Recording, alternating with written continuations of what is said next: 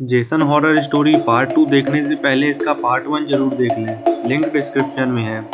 दोस्तों, हमने पिछले पार्ट में देखा था जेसन सीढ़ी से ऊपर चढ़ रहा था और गुल्ली गुल्ली, शॉन और केविन चारों बहुत डरे हुए थे। इन्हें कुछ समझ नहीं आ रहा था कि अब इन्हें क्या करना चाहिए। तभी गुल्ली बुल्ली से कहता है, बुल्ली हमें बाबा को फोन मिलाना चाहिए। अगर बाबा यहाँ आ जाएं तभी हम बच सकते हैं, वरना तो जेसन हमें नहीं छोड़ेगा। और बुल्ली जल्दी से फोन निकालता है और बाबा को फोन मिलाने लगता है। यहाँ बाबा ध्यान लगा रहे थे। फोन बजने से बाबा का ध्यान टूट जाता है। बाबा को बहुत गुस्सा आ जाती है। बाबा ये तक नहीं देखते हैं किसका फोन आ रहा है, बस फोन उठाते हैं और जमीन पर पटक देते हैं। फोन चकनाचूर हो जाता है।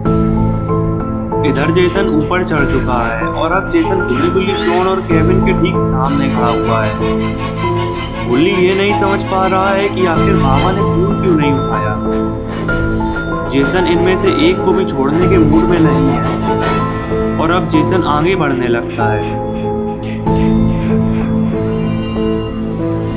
तभी गुल्ली गुल्ली, शॉन और केविन नीचे की तरफ भागते हैं। जेसन भी इनके पीछे भागता है और जेसन पीछे से केविन को पकड़ लेता है। गुल्ली गुल्ली, शॉन तो निकल जाते हैं मगर केविन बेचारा पकड़ा जाता है। गुल्ली गुल्ली पीछे मुड़कर देखते हैं कि केविन पकड़ा जा चुका है। अब जेसन केविन को नहीं छोड़ेगा। ये शायद केविन का आखिरी दिन है और जेसन केविन को मारने ही जा रहा था मगर केविन थोड़ी सी हिम्मत करता है और जेसन की आंखों में उंगली घुसा देता है, जिससे केविन जेसन से छूट जाता है और केविन जल्दी से गुल्ली गुल्ली और शॉन के पास भागता है और गेट बंद कर लेता है। गेट बंद करके गुल्ली गुल्ली, शॉन और केविन को लग रहा था कि जेसन अब छत पर बंद हो चुका है, मगर ऐसा नहीं था। जेसन अब बहुत गुस्से में आ चुका है और जेसन की एक लात में ही गेट टूटकर अलग हो जाता है।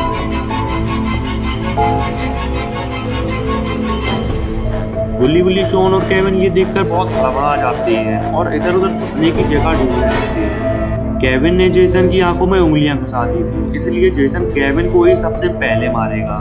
जेसन केविन को कमरे में जाता हुआ देख लेता है। केविन बेड के नीचे छुप जाता है। केविन को लग रहा था कि जेसन नहीं जानता है कि वो इस कमरे में छुपा हुआ है, लेकिन जेसन केविन के पीछे पीछे इस कमरे में आ जाता है।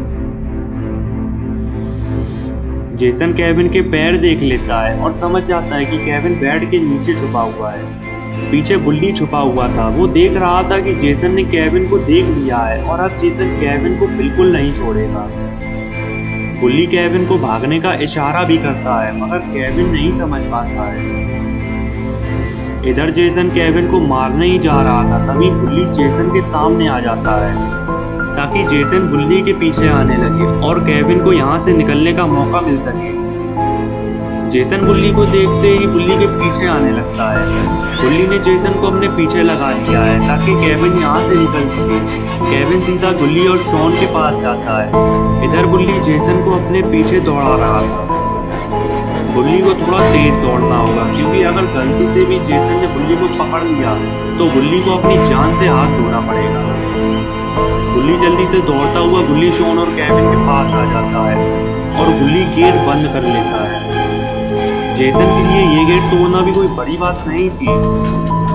जेसन गेट तोड़ने ही जा रहा था कि अचानक कोई बाहर वाला गेट बजाने लगता है। शायद ये केविन का कोई दूसरा दोस्त है जिससे केविन ने गुल्ली गुल्ली और शॉन की तरह ही खूनी से बचने के लिए बुलाया है। लेकिन इसकी किस्मत इतनी खराब है जो ये इस समय आया जब जेसन घर के अंदर है। जेसन का सारा गुस्सा अब केविन के दोस्त पर ही निकलने वाला है। जेसन अब इसे बिल्कुल नहीं छोड़ेगा। जेसन गेट की आवाज सुनते ही गेट की तरफ जाने लगता है। केविन गुल्ली गुल्ली और शॉन से कहता है शायद कि उसका दोस्त है और हमें इसे जेसन से बचाना होगा।